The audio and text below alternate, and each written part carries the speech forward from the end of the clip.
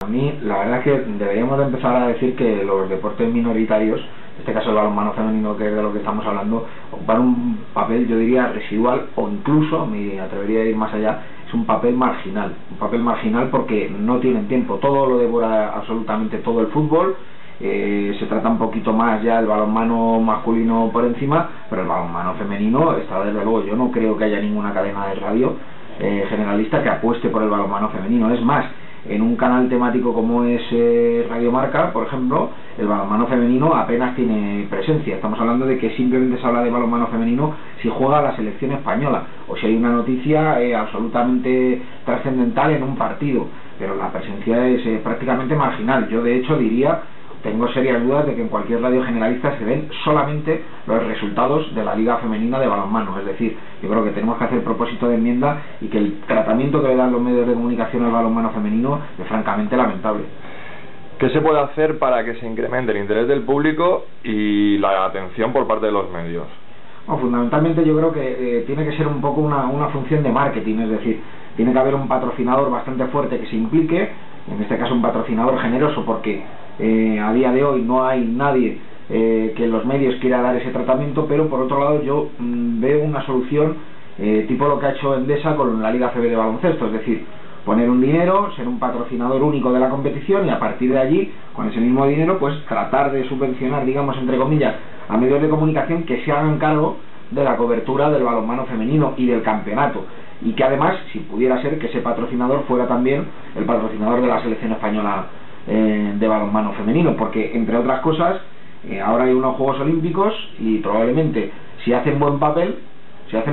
pues habría un boom a explotar y la gente podría saber más de ellos. Ahora, lo más probable es que en este país puedan incluso ir esas chicas a los Juegos Olímpicos y nadie sepa quiénes son ni a qué se dedican. Te iba a preguntar por si se sabe vender el producto de determinados deportes, porque realmente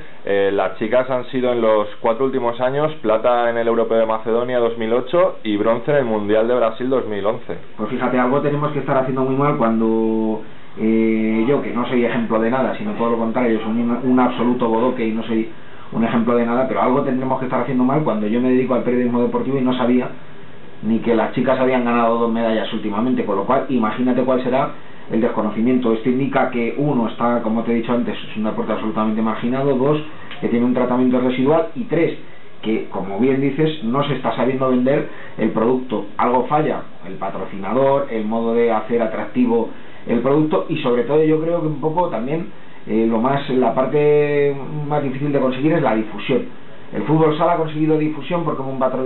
patrocinador fuerte, pero porque también ha habido medios que han apostado por su difusión. Si, por ejemplo, vamos a poner un caso que se me ocurre ahora mismo, Teledeporte diera un partido en abierto de balonmano femenino cada domingo, pues probablemente la competición ganaría en adeptos, y ya ni te hablo de las TDT, por ejemplo, un Marca Televisión, un Intereconomía, un 13 Televisión, por ejemplo, por hablar de COPE, dieran un partido de balonmano femenino. Yo creo que esas transmisiones ayudarían a que la gente empezara poco a poco a darse cuenta de qué es ese deporte y de qué tipo de ídolos tiene y qué tipo de futuro tiene. En un mundo donde solamente rige y manda la audiencia, parece ser, ¿hay que informar cuando a la gente le interesa o informar para que a la gente le interese?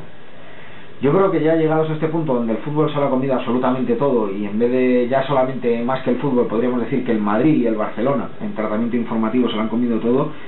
yo estoy más por la segunda opción. Es decir, yo creo que ya los periodistas tenemos que empezar a plantearnos vender y contar otras cosas simplemente para que los demás conozcan que existen otras cosas, que existe otra oferta, porque al final estamos tan acostumbrados a comer chope todos los días que echamos de menos al jamón. Pero es que nadie innova en el mundo del periodismo deportivo. Yo creo que nadie innova en el mundo del periodismo deportivo porque, primero, la situación económica está muy mal, y segundo, porque las empresas no arriesgan ni lo más mínimo en sus tratamientos informativos. Es decir, si saben que el fútbol vende, todo el mundo habla de fútbol, yo esto lo considero lógico, pero siempre ha habido, hasta incluso en épocas de crisis financiera no tan salvajes como esta, pero siempre ha habido una ventana a otros deportes. Yo creo incluso que hubo una revolución en los medios de comunicación de cara a los Juegos Olímpicos de Barcelona 92,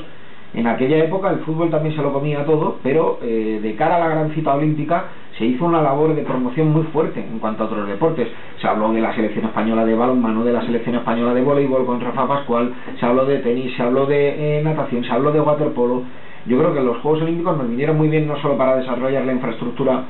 de Barcelona 92, sino también para mejorar en cuanto a un salto de calidad y de cara a nuestros protagonistas, a nuestros deportistas, de cara a promocionar otros deportes. Yo creo que al periodismo deportivo le falta eso, le falta ser consciente de que hay otros deportes que si ellos no se hacen eco van a morir. ¿Tú crees que el tratamiento que le debe dar Radio Nacional Española a los deportes por ser un servicio público y por no tener publicidad debe ser diferente al de las radios privadas, o al fin y al cabo todo el mundo quiere que le escuchen? Bueno, yo creo que los entes públicos deberían dar un tratamiento informativo, no sé si más personalizado a algunos deportes, pero desde luego tendrían que tener una cobertura teóricamente más amplia, o al menos citar los resultados de todas las competiciones. ¿Qué ocurre? O de todas las disciplinas. ¿Qué ocurre con eso? Volvemos a lo mismo, al mismo muro con el que se plantan todos los medios de comunicación, que es la grave crisis económica. Si hay mucha crisis económica hay más paro, y si hay más paro pues hay menos cobertura. ¿Qué relevancia pueden tener las redes sociales en la promoción, difusión de ese tipo de deportes con menos repercusión? Bueno, yo creo que en este caso el marketing viral podríamos decir que funcionaría muy bien. Lo que pasa es que hace falta también la figura de alguien en ese deporte que sea representativo, que sea carismático, o que cambie el nivel de informar sobre ese deporte. Es decir, por ejemplo, una polémica que se genere en cuanto a ¿qué te voy a decir yo? Pues los pasaportes de X jugadoras, simplemente, aunque fuera algo negativo, sería una buena publicidad de cara a qué está pasando en ese deporte. Es decir, yo creo que lo peor que le puede pasar al balonmano femenino es morir de inanición, y ahora mismo nadie habla del balonmano femenino para nada, ni para lo bueno ni para lo malo. Y ya te digo, algo horrible tenemos que estar haciendo los medios de comunicación y los periodistas cuando gente como yo no sabe ni siquiera que han ganado una medalla. Es que el otro día la noticia que sí que tuvo eco en los medios nacionales fue que el Elda Prestigio Balonmano vino a Madrid en el mismo día y en furgonetas conducidas por los técnicos para jugar un partido. Bueno, y no hablaban nada del partido. Bueno, esto yo creo que me parece un poco el tipo de periodismo que se lleva ahora. Es decir, estamos todos más pendientes de lo accesorio, digamos, de lo superfluo del partido, que en torno a hablar del juego. Los programas de televisión hoy en día, pues en vez de fútbol, los programas hablan de árbitros, y yo creo que esto es extensible al resto de deportes, en este caso a la información que se da sobre el balonmano. Pero yo insisto, yo creo que también el balonmano femenino tiene un problema de estructura o de base, que es que no hay líderes carismáticos, y no hablo ya solo de cómo son en la pista, sino también de lo que transmiten fuera de la pista, y ese es el gran problema, sobre todo después del problema número uno, que es la falta de patrocinadores. ¿Crees que la televisión es una condición sine qua non para comercializar cualquier deporte? Te lo digo también por un ejemplo, y es que el año pasado el Ichaco jugó la final de la Champions y la vuelta que se jugaba en Pamplona no fue televisada en directo por Teledeporte porque estaban echando un partido de Masters 250 con 2 extranjeros. Bueno, pues a mí, yo no sabía, desconocía ese dato, pero me parece la verdad que bastante triste, sobre todo porque estamos hablando del ente público, que yo creo que tendría que velar un poco por el interés de los españoles en este sentido, y si había un equipo español peleando un título, y pues no tiene ningún sentido dar un 250. Pero bueno, al margen de todo eso, yo sí diría una cosa. Yo creo que el balonmano femenino puede resurgir y puede ser algo importante en el futuro, siempre y cuando el modelo de ver ese deporte cambie. Es decir, no podemos estar pensando que el deporte va a sobrevivir por sí solo, porque se puede morir, como va camino el voleibol. Entonces,